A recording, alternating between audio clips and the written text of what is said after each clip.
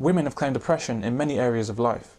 Equality is a stated aim of feminism and is frequently pushed as an ideal by government. But what does equality mean? And do women really want to be treated the same as men? Looking into what's been happening in our society, I don't believe that women want equality now, or indeed ever have. The behaviour of women clearly shows that what women actually want is equality when it suits them, and preferential treatment the rest of the time. The whole driving force for seeking equality rests on the accepted belief that we live in a male-dominated society. This is also termed patriarchy. That is exactly the kind of arrogant, stereotypical male thinking that led to the oppression of gay women, as a matter of fact, all women. And then, we laid the patriarchy on them. In this patriarchy, everything is run by men, for the good of men, and to the detriment of women. On the face of it, it would seem that women may have a point. Most of Parliament and the judiciary are men. Most of the powerful jobs are held by men.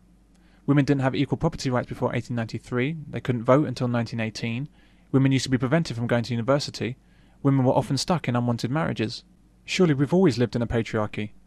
But does run by men mean run for men?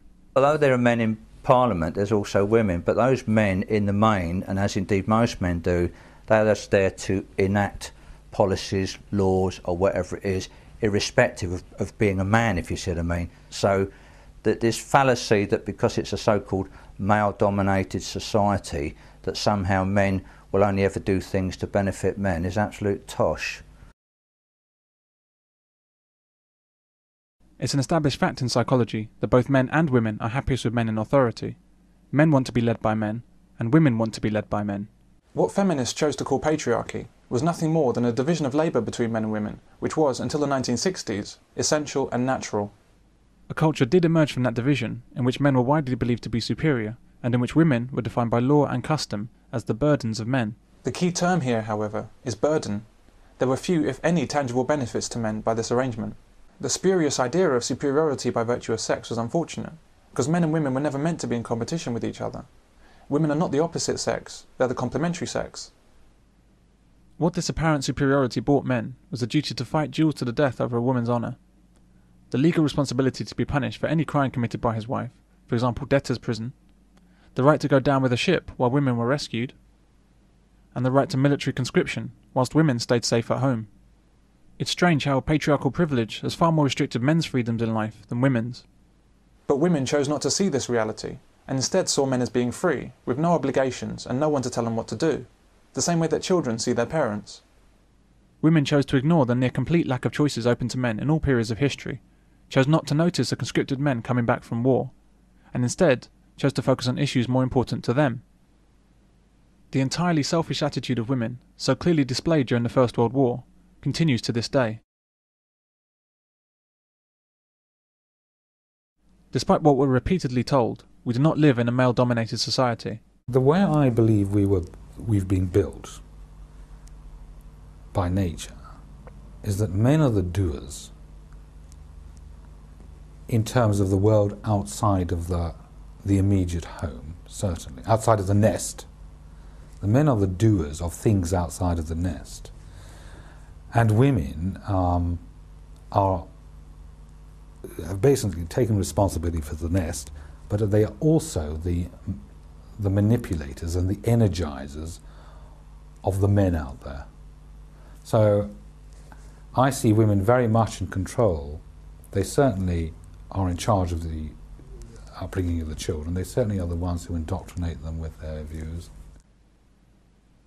She tried to lecture us on patriarchy and all that guff, and I said, there's no such thing as patriarchy in the West. I said, and you know that. In fact, it's a matriarchy.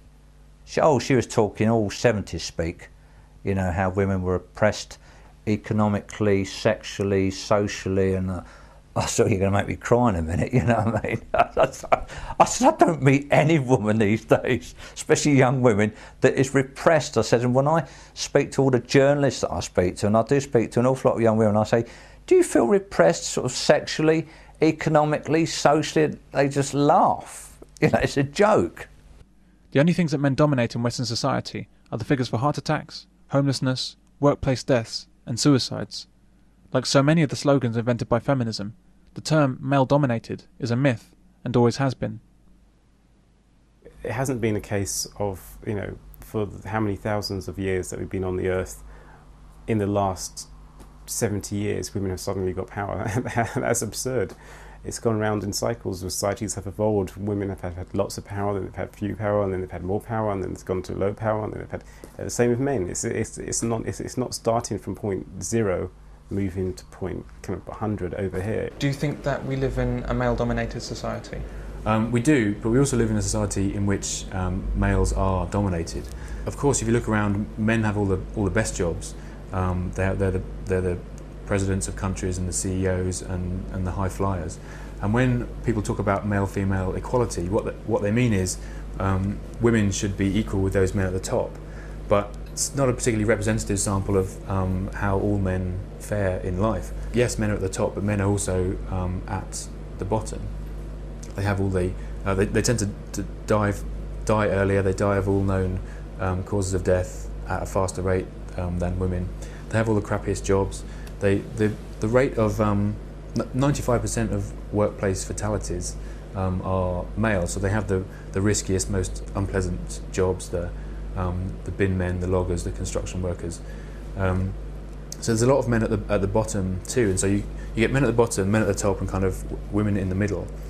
And when people talk about male domination, they forget that the winners, the male winners, are not just quotes dominating the women; they're also dominating the others too.